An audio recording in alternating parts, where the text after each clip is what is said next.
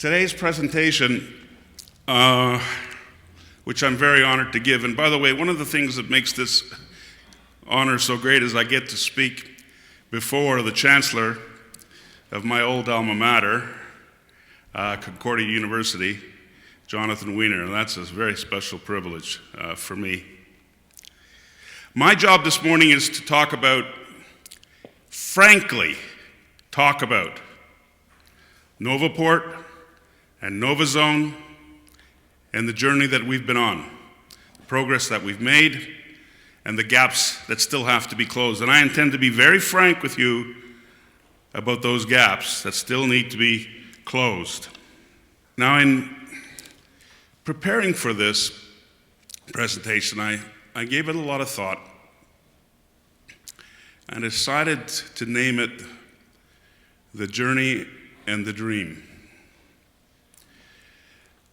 Carl Sandburg, who's one of my favorite historians, authors, poet, great thinker, he once commented, something I'll never forget, he's commented that nothing happens unless first a dream.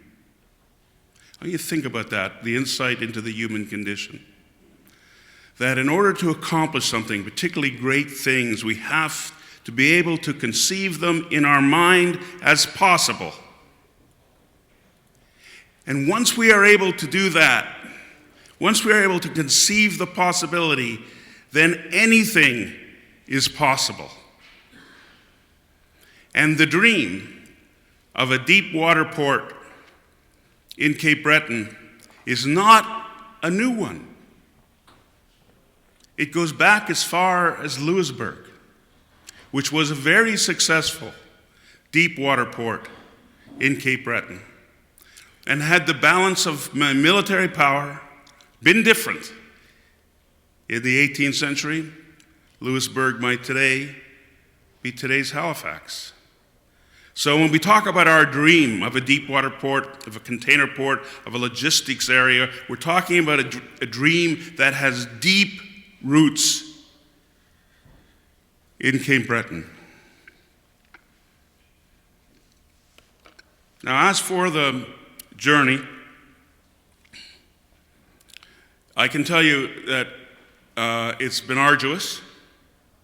It's been a journey with its ups and its downs, with its successes and its failures, its days of great joy and its days of tears. It is a journey that is exhilarating. It is a journey that we are still on. But there's a point that I want to make here that has been insufficiently made, I think, because when it comes to the journey, whether it's Harbour Port Development or our partners, our wonderful partners, Canderel, or the present management of the port, we are relative latecomers to this journey. This journey to build a container port, a deep water container port, goes back more than a decade. It goes back to Sidport and Sydney Marine. It goes back to the people who, by the way, invested their time and invested their money and invested their energy in trying to get this port built. Think of the effort that it took to get the dredge money, to get $40 million out of the government to have that dredge. Think of the effort it took to engineer the dredge, to pull it all together. Think of the energy that it took to get the environmental approvals, to get the permitting done, to get the engineering done. I mean, the people that were involved, we're talking about engineers that were local, we're talking about environmental engineers that were local, we're talking about labor that was local, we're talking about First Nations that were local. You were all part of that journey. If there's a big continuum, we're coming in very late in the continuum. But our job is made so much easier as a result of the incredible work that we have to build on.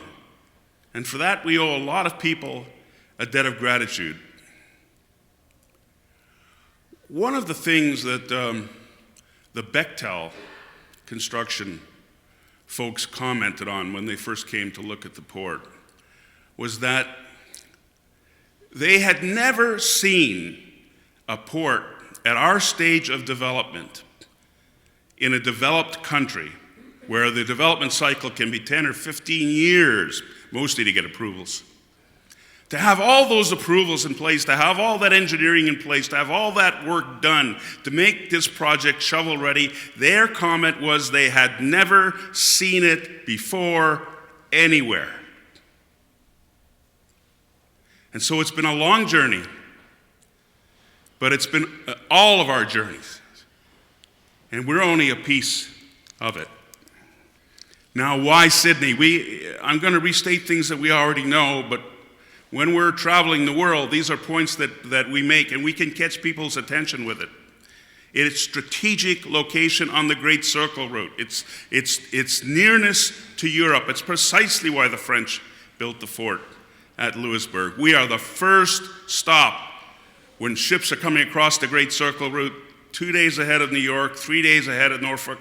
We have a strategic location. And when we're speaking in places like China, the first thing we learned after our first presentation, the one of many, many, many that we have made and will no doubt continue to make, first thing we learned is that we better bring a map to show where this harbor is.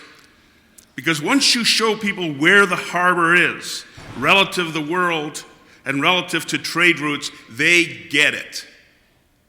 They get it instantly. It is also a deep harbor, one of the few deep harbors that can handle ultra-large container ships. Again, as a result of the dredge, the result of work that had been done long before we came on the scene. We have incredible access to the eastern seaboard and to the St. Lawrence. And both of those strategies, transshipping up and down the East Coast and driving traffic up and down the St. Lawrence, are central to our strategy. And we have access to rail, double stack rail. I know that's been a cause of concern, but I want to stay here that when we need the rail is going to be there. And this one's really important. We have an abundance of affordable land. Now, what does that mean? Well, if you go look at the harbors on the East Coast, they are all built up generally around old cities. I mean, the harbor built the city. So as a result, these harbors are surrounded by hundreds of years of urban development. They are hemmed in. And in some cases, they are sitting on the most valuable property on the whole of eastern North America. If you go look at some of these harbors and say, well, why have you got containers on that land given its value? And by the way, when it comes time to expand, and we're going to talk about expansion and the need for expansion and the need for investment and the need to adapt to the new environment that these new ships are bringing, land is going to be a key issue. When we were presenting in China, as I said, one of a great many presentations that we made, we looked at New Jersey, for example, which is a wonderful port, a highly successful one, but it's surrounded by, it's like a fortress around it of 1 million or 1.5 million people, right? Just surrounded in terms of their capacity to expand. And the interesting comment from one of the gentlemen in the room was, well, why don't you just move them? Well, of course, anyone who knows New Jersey knows you're not moving them.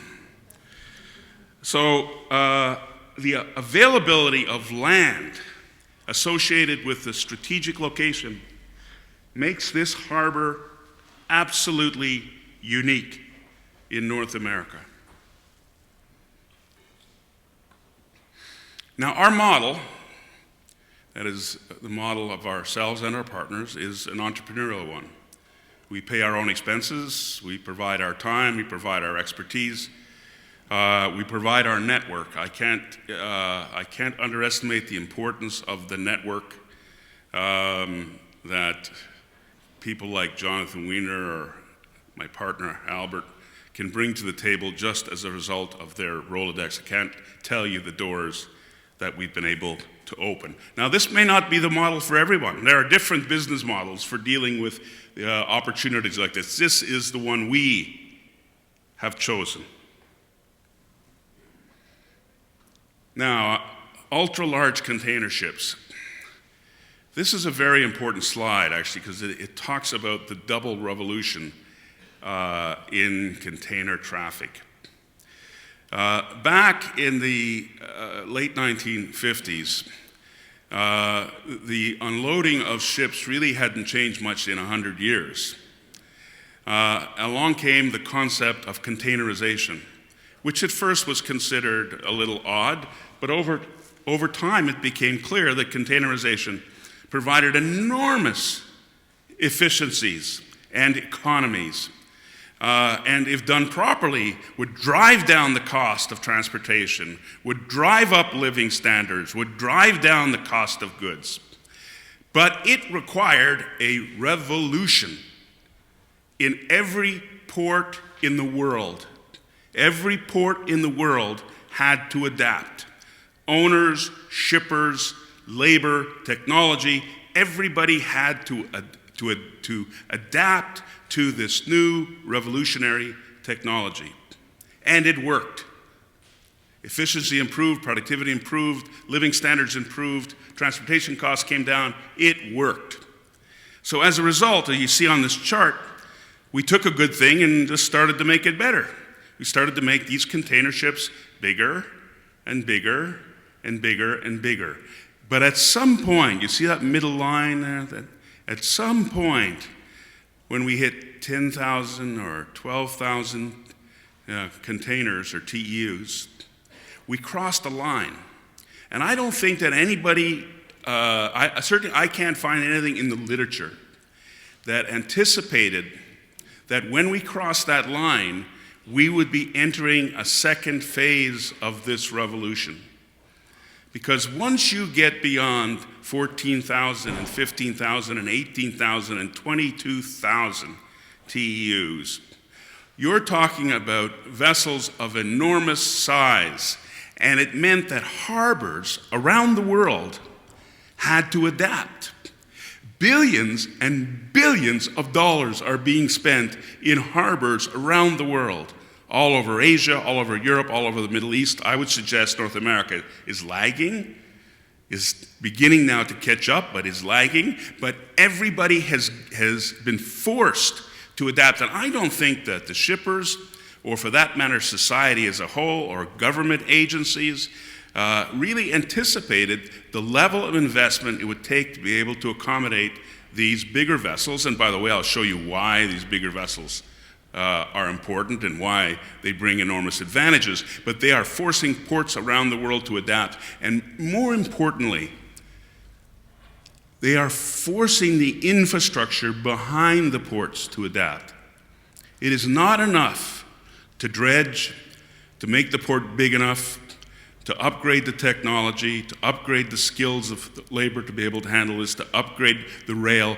It's when you start moving these enormous flows of containers inland, that requires investments in infrastructure by society as a whole, in bridges and in rail and in road, that I don't think anyone ever anticipated. And so we are in the second phase of this revolution.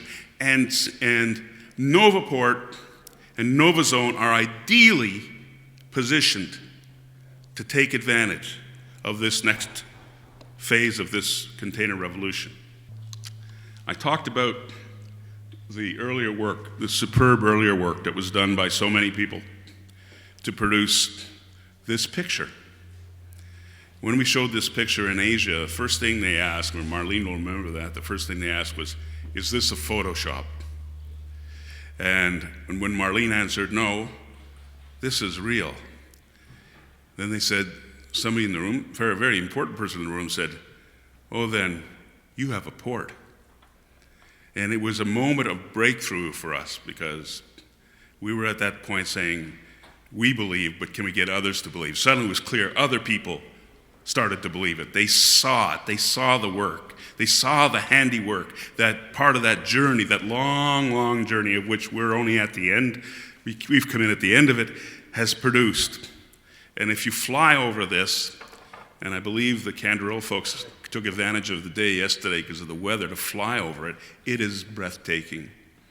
When you fly from that 6-mile point from the Great Circle Road in through that magnificent entrance and to this dredged harbor area, it is breathtaking. Now, I was trying to describe, our part of this. We have a role to play. We think it's an important role. It's a role we're working hard at. But I tried to, just to figure a way to show our travel. Because if nothing else, there was so much work that had to be done locally. Most of our work has to be done out there, out in the world, beyond Cape Breton. And so I tried to create a chart, like the one they have on Indiana Jones, where he, I don't know which one of the Indiana Joneses, but he gets on the China Clipper. I don't know if you remember the scene, and the China Clipper goes from New York and goes to Ireland and goes to the Azores and it goes to Lisbon, and well, I tried to do that in a chart where we had been. And when I was finished, the chart was so bizarre and had so many crossover points that it didn't make any sense, so I decided I'd just use circles. There's hardly a city in North America we haven't been to sell this project. You name it, whether it's Savannah, New York, or New Jersey, or Phoenix, or Las Vegas, or LA, we've been there. Vancouver, Toronto, Montreal, we've been there. Any place we needed to be, we've been there.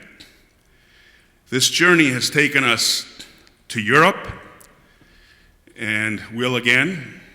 It has taken us to the Middle East, and it will again. It has taken us all over Asia, and it will again. We've chalked up a lot of miles in the course of promoting this project, and we, I believe, are having success. There's a lot of interest out there. If you want to get a sense for the size of this behemoth, just have a look at this, the MS Oscar. It was the largest container ship in the world for about 10 minutes until it got superseded by something else that's on the ways. But if you look at the bottom of that picture, you see those tiny little things down there? That's people and machines and equipment and trucks. Just have a look at how tiny they are compared to this vessel. And by the way, there's 66 of them at sea now, and there's 100 on the ways, 100 on order. And even if some of them get canceled, it doesn't matter. The momentum is clear, as Michael White at Merce said, when it comes to the big ships, get used to them. There's only going to be more of them. And there's a good reason for that. It's what the Canderel folks call the rule of 1/3. These ships require 1/3 the manpower to operate. They consume 1/3 of the energy. They are at least 1/3 more efficient, particularly if they arrive mostly loaded. And they emit half the emissions. So they are more efficient, they are more effective, they are more productive, they are incredibly green. These ships and this technology represents the future. But they are so big, they are forcing the whole maritime world to adapt. I mean, consider this, the two greatest engineering achievements of the 19th century, the Panama Canal and the Suez Canal, have both been required to invest tens of billions of dollars in expansion in order to be able to accommodate these vessels. An interesting phenomenon that's happening now, and I was discussing it with our colleagues from the ILA yesterday about the shift in traffic from the east to the west to the east coast. There is a very interesting structural shift happening that at the beginning of our project, I remember when some of our consultants were doing their work for us, the real maritime experts, they were predicting, and indeed has happened. There is a structural shift in traffic in terms of containers coming to the East Coast. It used to be a split between the West Coast and the East Coast of 60-40 or 65-35. It's now fast approaching 50-50. When we were when Jonathan and I were in Savannah a few weeks back, one of the things they pointed out is they have had 1 million additional containers come to their harbor in the last 24 months. Now, this shift in traffic to the East Coast is structural. It is not transitory. It's not like a tide that's going to go in and out. Once these shippers have decided that they have to have more options on the East Coast, that shift is permanent, or at least structural. 8 years, 10 years. But are we ready for it? Are we ready for this additional traffic? I'm not sure. Particularly if that traffic is arriving on ultra-large ships, where the East Coast is not generally equipped to handle, particularly when we get into the ultra-large categories, 16, 18, 20,000 TEUs. So interesting phenomenon. We have more business than we have ever had before, and it's not clear that the East Coast is ready for it. The factors driving change, the expansion of the two canals, there's no question about it. The expansion of the Panama Canal is enabling shippers to make plans to shift traffic from the West Coast to the East Coast, because the Panama Canal can accommodate post-Panamax vessels, which are in the 12,000, 13,000 TEU range, and that's facilitating that. The Suez Canal, of course, having a sand bottom, it can carry any ship in the world. It can carry the biggest vessels in the world. They have both been expanded. The shift in traffic away from the West Coast, and there's lots of reasons why that has happened. The shift in the traffic to the East Coast, which is more or less structural, and the arrival of the big ships. These are what is driving the change. Now, our strategy, which we mapped out 2 years ago, I can show you the documents, I could show you the PowerPoints, I could show you the emails. These were the key points that we laid out for our strategy 2 years ago. And I want to review them with you because I want you to see the progress we've made and the gaps that still remain. The first was we needed to tie into the Atlantic Gateway. Our plan was, okay, Sydney is going to be a deep water port managing all ships, but particularly ultra-large ships. So we're going to take our strategy and we're going to plug it in to the Atlantic Gateway. Well, guess what we found out? There was no Atlantic Gateway. There was no strategy to plug into. And so as a result, there were a bunch of individual provincial efforts, but really in the Atlantic area, only Quebec has developed a strong maritime strategy, and that was developed for Quebec, not for the Atlantic areas. So suddenly we found ourselves not having to plug into the Atlantic strategy. We had to start thinking about how we're going to develop the Atlantic strategy. We had to secure maritime services. These are basic building blocks. Companies like McKeel Marine and CME, it is essential if we are to move forward to have these capabilities in place. And when we speak to shippers, they ask, can you do this? Can you do this? Can you fix that? Can you move that? Do you have tugs? They ask those questions. And so we had to secure that. That had to be part of the strategy up front. We had to secure construction and engineering companies, and we've done that with Bechtel, which is one of the largest engineering construction firms in the world, and with CCC, we call it Quad C, it's China Construction Communications Company, the biggest construction company in the world. We had to secure a developer, and we're very, very fortunate to have Canderel join us, and you'll be hearing from them shortly, as our development partner. We had to secure a foreign trade zone, and that's something that the mayor talked about, that various government agencies have worked on, that CBRM worked very hard on, that federal agencies worked hard on. We have it. We had to link ourselves to Montreal and the St. Lawrence. We could not develop an Atlantic port in isolation of the St. Lawrence. Part of our strategy is to link to Montreal and to drive traffic up the St. Lawrence. We had to secure twin city relationships with a number of cities. We've done so with the city of Dalian in China. As a result, trade missions are coming here. Some of those trade missions are coming as early as this summer. And we are in negotiations with other ports in other parts of the world to develop these sister city relationships. We had to secure rail. There's not a lot I can say on that except when we need the rail, it's going to be there. We wanted to become part of China's One Belt, One Road strategy, which is an amazingly powerful and visionary strategy for linking the world with trade. And it is backed with a $150 billion budget. But North America is not part of that strategy. We had to go to China to make it clear that North America had to be part of that strategy, and the key to linking North America to One Belt, One Road was Sydney. We had to partner with Suez, which we have done. We've been invited by them to partner and develop marketing strategies. We had to prepare a feasibility study, which is a multi-million-dollar effort, and Quad C is working on that right now. We had to secure financing partners, and we have them. Now, here's the one. We have to secure one or more shipping lines. Now, we are in negotiations with the largest shipping lines in the world at the very top. And the interest is keen. There's a lot of interest in this port and its potential.